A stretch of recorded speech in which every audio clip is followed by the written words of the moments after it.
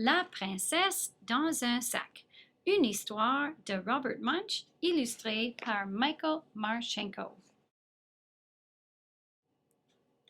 Elizabeth était une magnifique princesse.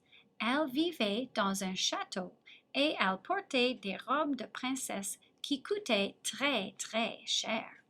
Elle allait épouser un prince qui s'appelait Alphonse. Mais un jour, malheur, un dragon passe et détruit son château, brûle tous ses vêtements de son souffle puissant et enlève le prince Alphonse. Élisabeth part aussitôt à la poursuite du dragon pour ramener Alphonse. Elle cherche désespérément de quoi se vêtir, mais tout a brûlé.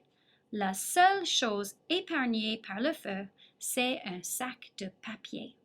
Alors, elle enfile le sac et suit les traces du dragon.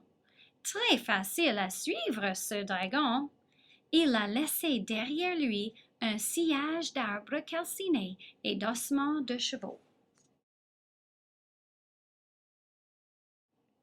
Élisabeth arrive enfin devant la porte d'une caverne.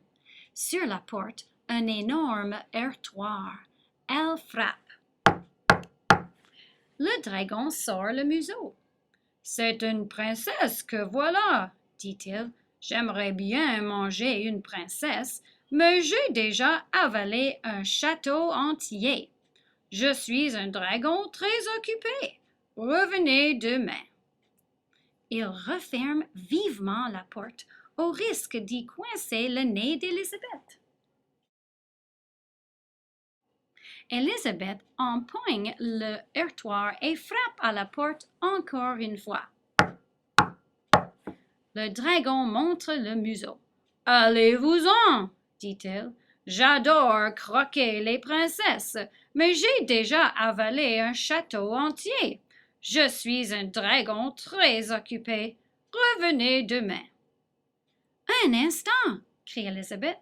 Est-il vrai que de tous les dragons du monde, vous êtes le plus intelligent et le plus féroce? Oui, répond le dragon. Est-ce vrai que vous pouvez brûler 10 forêts d'un seul coup de votre souffle brûlant? Bien sûr, dit le dragon. Il prend une gigantesque inspiration et souffle tant de feu qu'il brûle 50 forêts d'un coup. Merveilleux, dit Élisabeth. Le dragon prend une autre inspiration tout aussi gigantesque et souffle tant de feu qu'il brûle 100 forêts d'un coup. Extraordinaire, dit Élisabeth. Le dragon inspire encore majestueusement, mais il ne sort même pas assez de feu de sa gueule pour faire cuire une petite côtelette.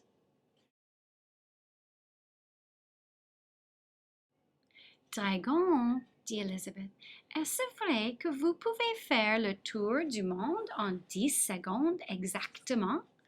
Eh bien oui, répond le dragon. Il bondit dans les airs et fait le tour du monde en 10 secondes exactement. Il en revient très fatigué. Fabuleux! Faites-le encore une fois! Crie Élisabeth. Le dragon bondit de nouveau dans les airs et fait le tour du monde en 20 secondes. Il en revient extrêmement fatigué. Il ne peut même plus parler et s'en va aussitôt se coucher.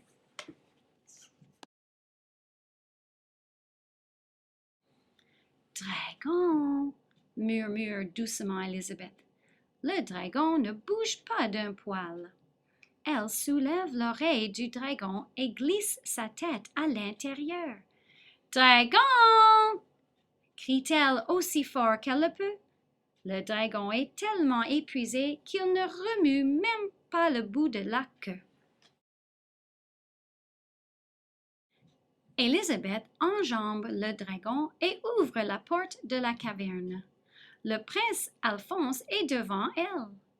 Élisabeth, dit-il en le dévisageant, tu es affreuse.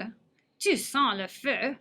Tu as les cheveux comme une vieille crinière et tu as un sac de papier sur le dos. Tu reviendras quand tu auras l'air d'une princesse.